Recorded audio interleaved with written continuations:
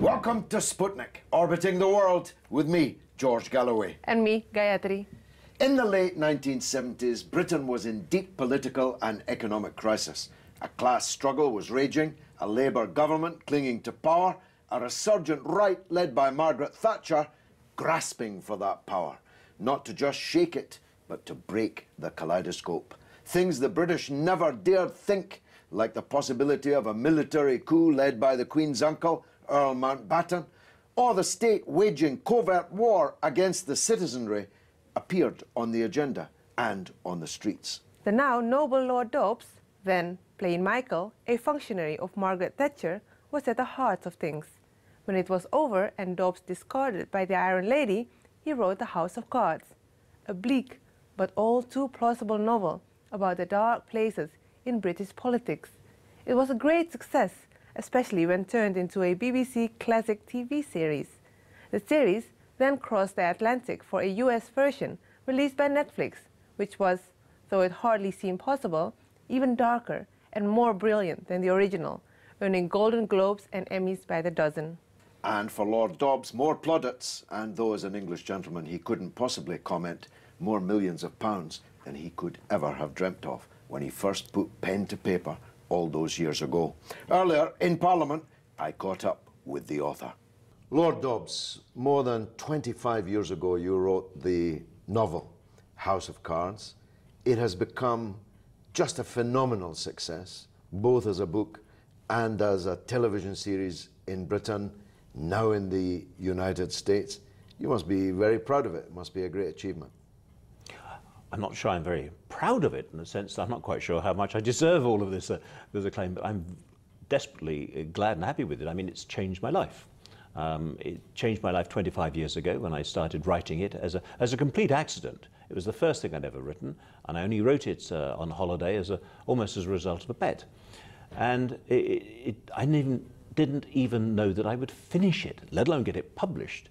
Yet it's changed my life, and is still changing my life to this day, and all for the better. So, not proud, but actually really pleased to be associated with it. Mrs. Thatcher, of course, was your employer. To what extent does this darkness at the heart of House of Cards and its successors, and it is very dark in places, come from your real-life experience in British politics? Oh, a huge amount of it. I mean, you'll remember those days, just before Maggie Thatcher got into power in 1979. We had a Labour government that was teetering on the brink. Week after week, night after night, it was surviving by majorities of 1 or 2. Big ideological battles in politics in those days, much more so than they are in this country today. And people were willing to risk everything to win those battles, even their lives. I mean, we know that there are MPs who got out of their sickbeds and came to Parliament in order to vote and risked their lives in doing so. And some of them actually gave their lives. It was commitment on both sides for what they believed in. And I've always been a bit of a sucker for that, you know, politicians who actually believe in something. And so because it was a form of warfare, yeah, there were all sorts of dark bits going on, tricks being played.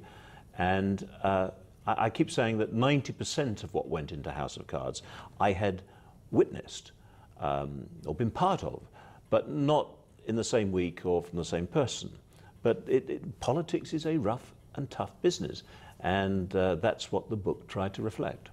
Nobody was killed, I'm assuming. I don't know the statute of limitations, but you oughtn't to incriminate yourself in anyone being tossed off the roof of this building. Although I did encourage John Major, when he was having a very tough time with the press, to start holding his press conferences on the roof of the House of Commons. Yes, the bastards who made his life a misery. They could have been tossed over there like Matty. So the spring for this magnificent achievement, as I describe it, is your real-life experience in British politics. I found, as a parliamentarian now for more than a quarter of a century myself, I found the House of Cards, as you put it, 80–90% absolutely in touch with what actually goes on here. Bit of exaggeration, bit of journalistic, poetic license. When it transferred across the Atlantic, I didn't think it was possible for the story to get darker, but it has. House of Cards US, which is launched with a great fanfare this week and has won all these Golden Globes and Emmys and so on. The US edition is darker than the British. Is that, you think, a proper reflection of the relative darkness between the two places? I think the first thing that's important is that it does transfer and can transfer, because it's not about politics. It's simply about people in politics. Great drama is not based around the minutiae of this policy or that policy. It's based about the passions and the vulnerabilities and the courage and the frailties of people in politics. And it's character that makes great drama. And this, Westminster or Washington, they are some of the greatest backcloths you could possibly have for great drama. The American series is darker. I think that's partly because of the difference in actor. Ian Richardson, that wonderful Francis Urquhart, and Kevin Spacey, the brilliant Frank Underwood. And he does play it, Kevin Spacey does play it rather like Richard III. And he had just come off this huge global tour of Richard III when he started filming it. But also it's a change in time, it's a change in scene, it's a change in... Bigger budgets? Much bigger budgets. But also, I think it's partly a reflection of American politics right now. You have a system there which seems to have imploded. It's ground to a halt. You've got this standoff. Nothing seems to happen anymore. And I think that's in much the same way as the end of the Thatcher era was a wonderful time for some rather cynical, tongue-in-cheek political drama, as House of Cards was. Now is a very good time for this sort of approach in Washington, because people are crying out for something different. It's all very well having people who are like President Obama, who wants to be good and do great things, but actually at the end of the day, that in itself is not enough. When we watched, in more innocent days, more backward days, when we watched House of Cards, we had to wait, Sunday night I think it was, we had to wait for each Sunday night to see what happened next. Then we could buy box sets of DVDs, which is how I watched the first American series. But the method that's been chosen of Netflix releases everything at one go. Thus, for obsessives like me, I'll watch, I'm sure, the entire series over one weekend, and I can do it by subscribing to Netflix. I know you won't have been involved in necessarily in the minutiae of the platforms that are being used, but does it seem to you that that's the shape of things to come? The mass release, complete release of a whole series? It was one of the hugely exciting parts of this for me. I mean, when they came and said, we want to buy the rights from you, you're selling your house, effectively. But when they said that we're going to put Kevin Spacey and David Fincher in there, I thought, this, I don't need to think about this. And then to be part of what is really a television revolution. Netflix came out of the industry that was renting out DVDs and things like that, knew that that was not going to be enough to make it happen. They decided to put a lot of money into original programming and release it on the internet.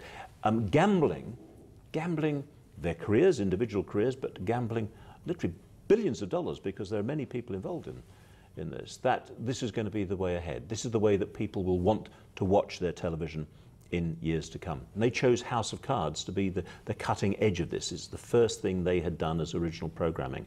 And it's had an extraordinary effect. We still have to see whether that revolution is really going to take hold. I think it will, but the stock market believes it will. Netflix share price in the last year, since they issued the first series of House of Cards, has more than tripled. I hope you had some share options. Sadly, I wish, the rough figures are that a year ago they had 30 million subscribers. Now they've got 40 million subscribers. Another 10 million subscribers, and they are just starting. I mean, the business plan seems to be extraordinary. So it's not only fantastic drama, and what they have produced, I think, is just brilliant. I think this long form of television is going to, in the end, supplant even movies. I don't mean to say that movies are going to close down, but the depth of characterization that you can achieve over a long TV series, if you're releasing it, especially through Netflix in one go, is far greater than you'll get in one 90-minute or 110-minute movie. Interestingly, in Hollywood now, the buzz is all about television series. I mean, Homeland. We've had The Sopranos, we've had The Wire, yeah, we've had Homeland. Breaking Bad and things Bad like is that. breaking all records. And indeed, even Downton. Downton Abbey is People love outstanding. Downton Abbey. Yes, yeah. And you're absolutely right. And to combine that time, that concentration on developing characters, which is really what makes drama work, and also providing it at the same time, so you don't have to artificially break everything up hour after hour after hour and create an artificial climax at the end of one episode, hoping that you can remember, the viewer will remember it in a week's time. You don't need to do that. So it's liberating creatively too. Lord Dobbs, thank you very much indeed George, for coming on you. the Sputnik. Thank you. Coming up after the break, the best foreign secretary Britain never had. And again, a man who served a prime minister in number 10 Downing Street. We'll be right back.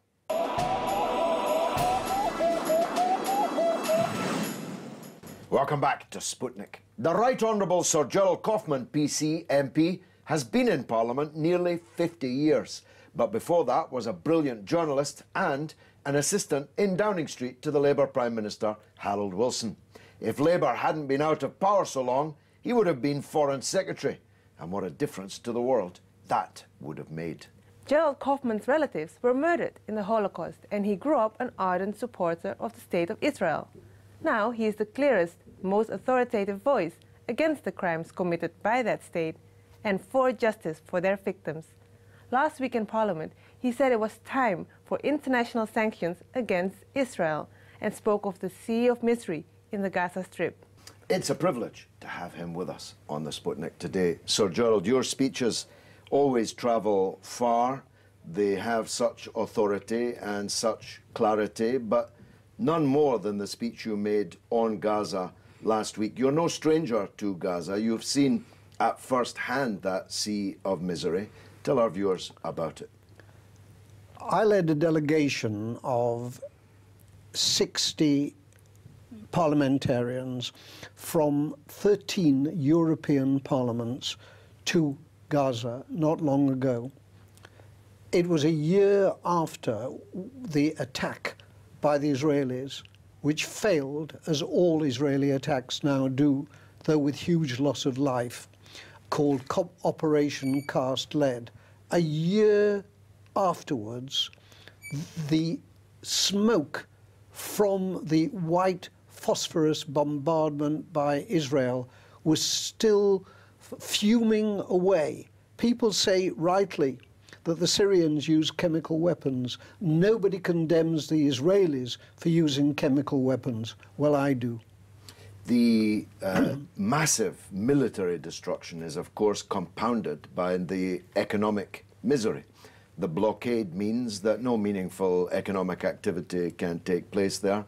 The tunnels through which some means of life were passing have been destroyed on the Egyptian side. And I think you were describing in Parliament the condition of life of those Palestinians who have survived these military attacks. Tell us. Scarcely any food is allowed to be brought in. So everybody, but particularly the young people and the children, are undernourished, which affects them so much that it will go on to future generations. They have hardly any fresh water, just for a few hours every 5 days, so they're diseased in that way. They have no fuel of their own, which means, apart from anything else, that a great deal of the transport now is by horse or donkey. There's hardly any electrical power. Indeed, on a recent summer, because there wasn't enough electricity for air conditioning in nearby Tel Aviv, they cut off the electricity in the Gaza Strip, and Qatar had to intervene and see what it could do, which wasn't enough. No building materials are brought in, so that the schools that the Israelis destroyed, in some cases with children in them, cannot be rebuilt. Medical facilities are at their minimum. If any other country on earth was doing what the Israelis have been doing to 1.7 million Palestinians in Gaza, there will be United Nations resolutions, there will be calls for intervention, there will be sanctions, but the Israelis literally get away with murder. I'll come back to sanctions in a minute. Now, you're Jewish, your family suffered, some perished in the Holocaust, the greatest of all crimes, which took place in the 20th century, perhaps the greatest of all crimes ever. And you grew up a supporter of the State of Israel. What changed your mind? As you say, George, I grew up a supporter of the State of Israel.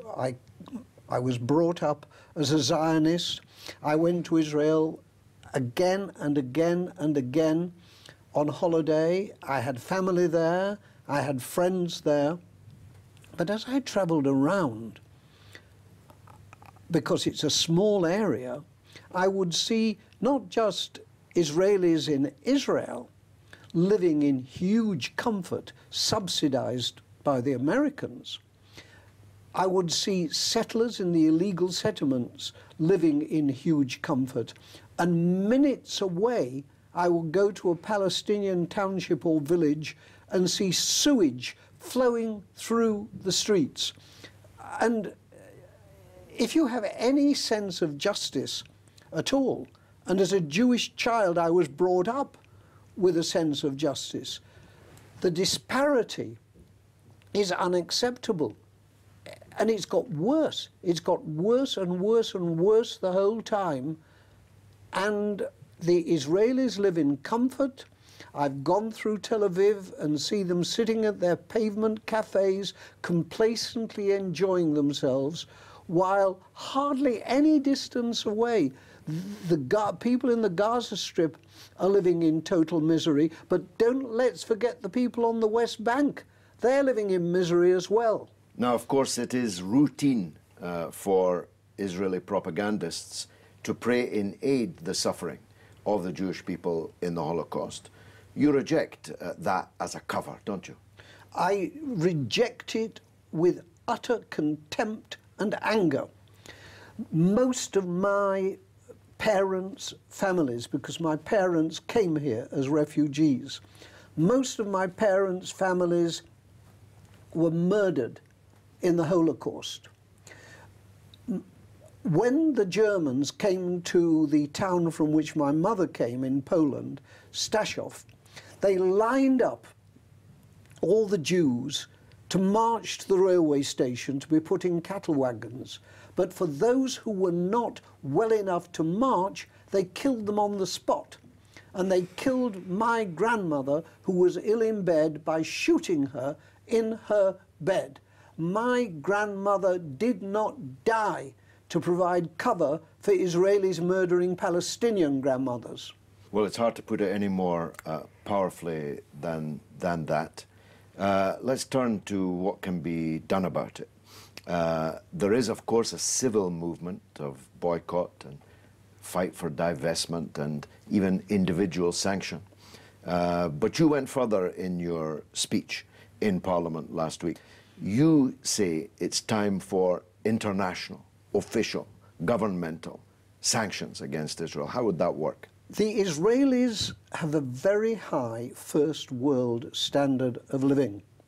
That standard of living depends partly on huge financial subsidies by the United States under the spineless Barack Obama, and every politician pretty well in the United States yields to the Jewish pressure groups, and that's why they daren't do anything about it, even if they wanted to do something about it. The European Union is inactive. The British government is inactive. The Prime Minister, David Cameron, described the Gaza Strip as a prison camp. But it so happened that he said that when he was visiting a Muslim country, Turkey, and wanted to ingratiate himself with his hosts.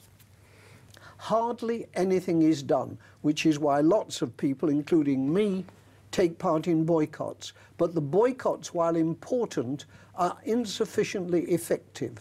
What we need, and what I press for and will go on pressing for, is governments, the United Nations, the European Union, the United States, our own country, to impose economic sanctions so that the Israelis can feel what international opinion means. There's no point in condemning them. There's certainly no point in appealing to their better nature, because they don't have a better nation. You've got to make them suffer, because that's the only way they will feel anything. And economic sanctions would erode this huge first world standard of living which they enjoy on borrowed money.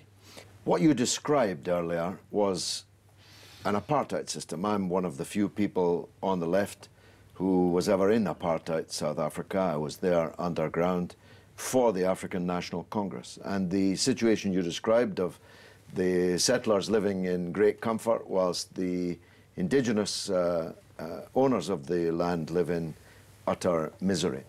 Apartheid was broken between the hammer of the struggle of the African people and the anvil of international solidarity, including sanctions and boycott.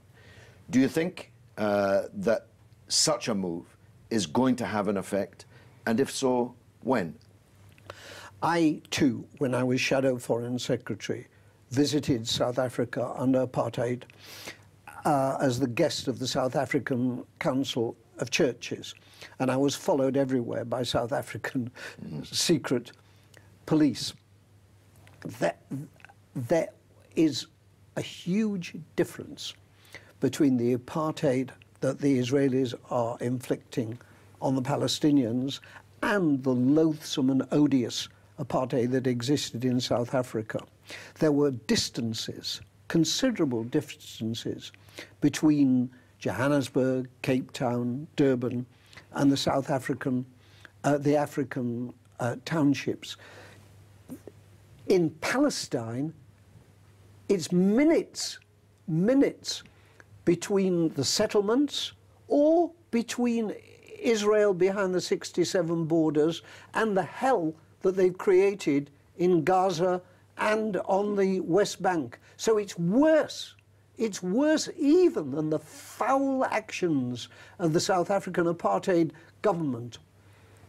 You've got to make these people feel it. I'm not optimistic, but I'm realistic. Nobody ever expected the Soviet Union to collapse in the way that it did, but it happened. Nobody ever expected apartheid in South Africa to collapse in the way that it did, but it happened. The Israelis are stupid to imagine that just because they've got the fourth largest armed forces in the world, they can go on like this. I learned Greek at school, and there's a phrase in the historian Thucydides which says "panta rei," and that means everything flows. The Israelis are balmy, complacent, and self-defeating to imagine that they can go on forever as they're going now. Sir Gerald Kaufman, a privilege to talk to you. Now it's your turn to tell us what you think in the social media review. Gayatri, what's rattling? Well, everyone on Twitter supported, of course, what Sir Gerald Kaufman was speaking out for in Parliament last week. Lucien Quincy Senna said, "It's been a long time coming for sanctions against Israel. Whether it will ever happen in our lifetime is another matter." Well, I don't know. I think it's an idea whose time has come. I'm not sure. I may be as skeptic as hers, because as Mr. Kaufman said, it's not about the people, the public opinion, but the government that needs to bring forth these sanctions. Yes, but as Sir Gerald said peerlessly in Greek, everything flows. That's right, Pantare. Pop says, hitting the Israelis in their pockets with sanctions is the best way. And that's all for this week. Which, alas, means that's the end of the show. You know where to reach us on Twitter at RT_Sputnik, and on Facebook you can find us on Sputnik on Russia Today. It's goodbye from me, Gayatri. And from me, George Galloway. It's been marvellous.